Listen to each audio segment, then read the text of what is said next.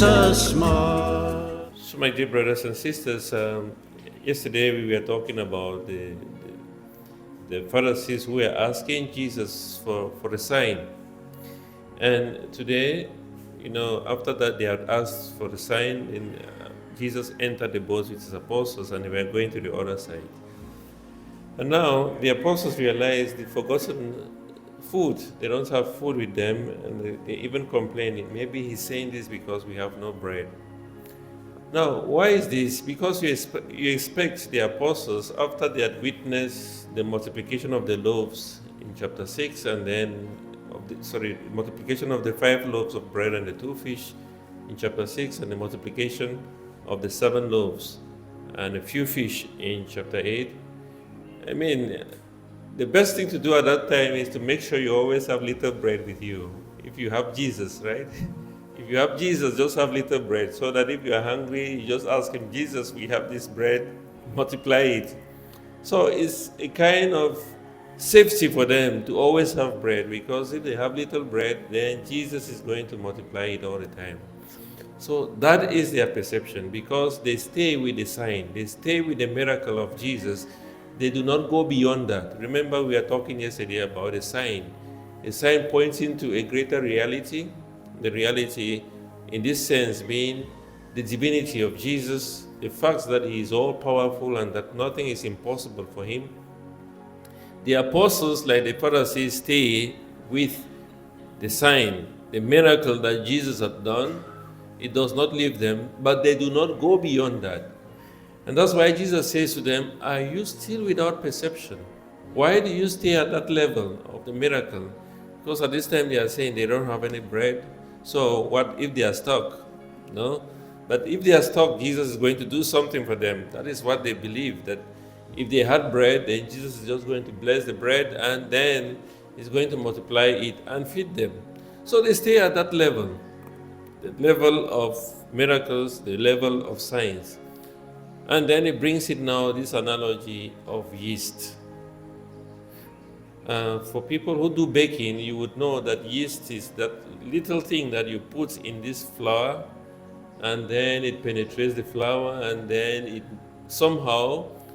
has a very big influence on the texture of the bread and how the bread is going to expand and how it's soft or not. So the yeast has a lot of influence on the texture of the bread and what the bread is going to look like later on. So he warns them against the yeast of the Pharisees. What is the yeast of the Pharisees? That the Pharisees could be very influential. They would have little things that they would say, but they would be very influential to the whole community of the Jews by their teaching, which in this sense are corrupt and unjust. And it says about the teachings of the Pharisees, because remember yesterday we were talking about the Pharisees looking for a sign. And it says, don't be influenced by that. Don't become like the Pharisees who are going just with their little influence, they can influence every other person. And it talks about the yeast of Herod, because we know Herod is looking for Jesus, but he's looking for Jesus as a miracle worker. In Luke's Gospel, chapter 23, verse 8, we hear he's looking for Jesus because he wants miracles to be performed. So the yeast of the Pharisees and the yeast of Herod is what Jesus is warning about. That you can't become influenced by what the Pharisees are teaching and what they are thinking, their way of life, of seeking for signs all the time. And you can also be influenced by Herod, the way of Herod, looking for signs, looking for miracles.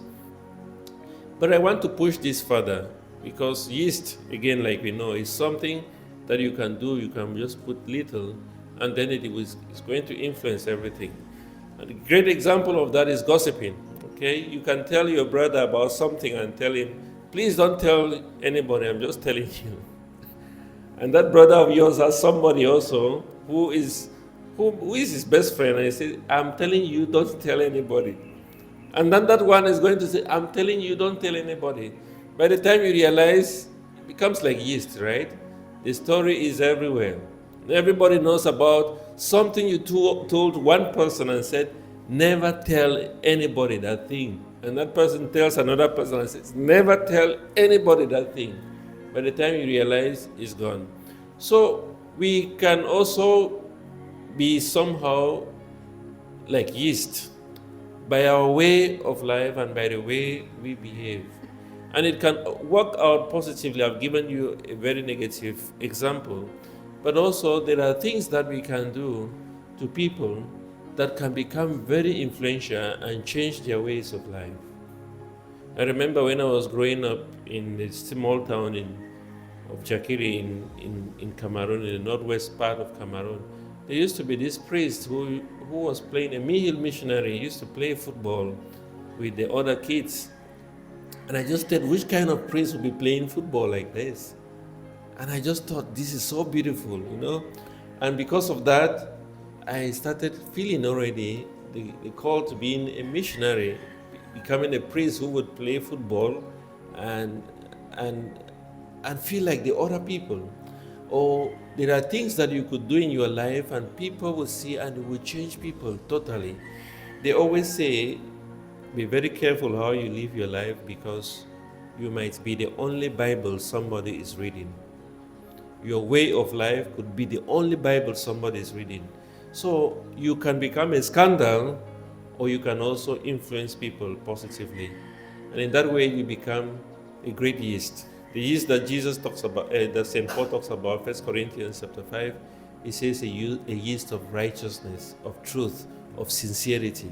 A yeast that could influence people and make people get closer to Christ. That is the yeast that Jesus wants us to become. Not the yeast of the Pharisees that is only looking for signs, wonders, or corrupt and unjust. So let us continue to ask God that we may become little light of His. That wherever we shine, wherever we are, through our words and our actions, people may be drawn closer to Jesus. That whatever thing we do may continuously be for the greater glory of God's name. Kiss us, mother, kiss your children. Bring God's blessings from above. With your mantle blue enfold us in your gentle holy love.